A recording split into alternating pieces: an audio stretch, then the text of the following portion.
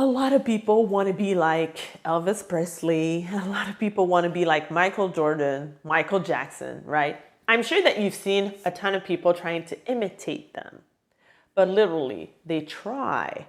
But is there someone that's better at their craft than the person herself, himself? Right?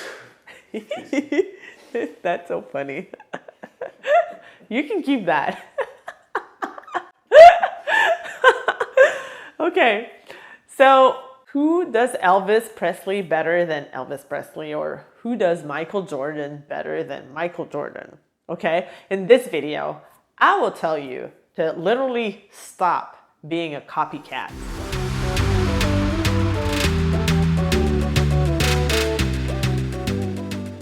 Hi, high achiever. I'm Fabienne Raphaël, business coach, and I'm here to help you monetize your knowledge so you can fire your boss. And actually, I'm having this conversation with you today because, oh my God, a ton of people are being copied online.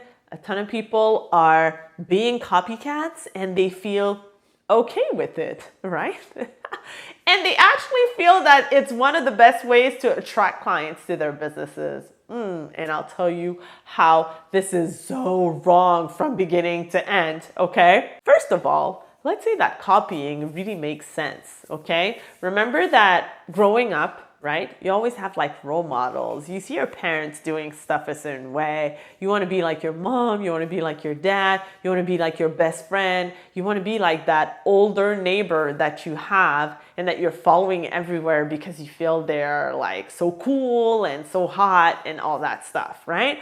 So copying is kind of like normal because it pushes you, like it's as if like you're aspiring to become better and you want to be that other person because I don't know, maybe you idolize them in a certain way, or maybe you feel that this is the way you have to act in order to become a better person. But let me express the difference between inspiration and literally copying, okay? So for example, let's go on social media, right? You're reading a post, oh my God, and it moves you, right? It inspires you to write something about that post, okay? So basically you're reading a post and you're like, oh my God, like I could literally do the comparison between this and that and feel that, hey, this is what I have to do. This is what I have to write. You write about it, you're inspired by that post, and then even like you mention that person that you were inspired from. Copying, you take that post, you copy, you paste it. You don't say it's coming from someone else and you just take it as your own. Yeah, that's literally copying. So it's you being a copycat. Man, wow. And you know what? Like when that happens with your online stuff, with your content, with your courses, there's a saying online that says when that happens, it's because like you've gained a certain status and you became a big shot and people are literally envying your success and people want to copy what you're doing. But like the worst part about it is that sometimes, they take your stuff and they sell it, but in, not as much as you sell it. So sometimes some people buy stuff from copycats and I don't feel that this is right. Okay. So if you are in that situation, that you've tried already to do that, or you've copied and pasted something without referring it to the person it came from, ask yourself, why are you doing it? Why are you doing it? Is it because you feel that you're going to be liked more? Is it because you feel that you don't fit if you try to share your own stuff? Do you feel that your personality is not really likable? Do you want to hide behind like a persona or a character? Do you want to act instead of just being yourself? Right? Maybe it hides like a low self-esteem or something.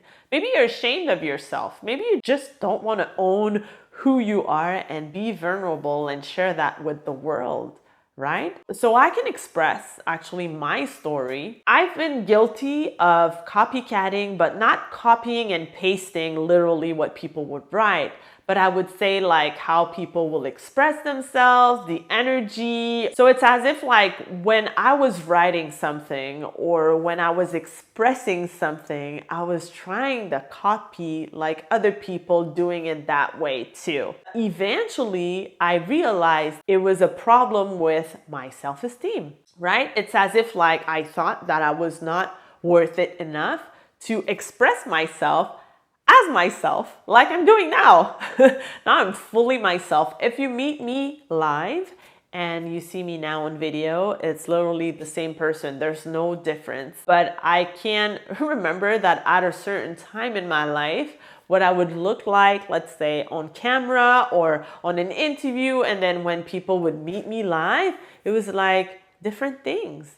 Okay, so it's as if like I wanted to separate my online persona from Fabienne, the person that I am, which is completely different. And it's funny because we had that discussion on my group coaching call. One of our entrepreneurs working on her coaching business, and it's as if like she wanted to put this image forward as a coach, but then it was a bit disconnected from the person that she is. And then we had that discussion about that person being the same person. So you as a coach has to be, I'm Fabienne Raphaël, and as a coach, I'm still Fabienne Raphaël. I'm not someone else, and I'm not acting a different way. And that's what people are looking for right now. They're looking for authenticity and integrity. And if you don't have that, you know what? Like people will feel it.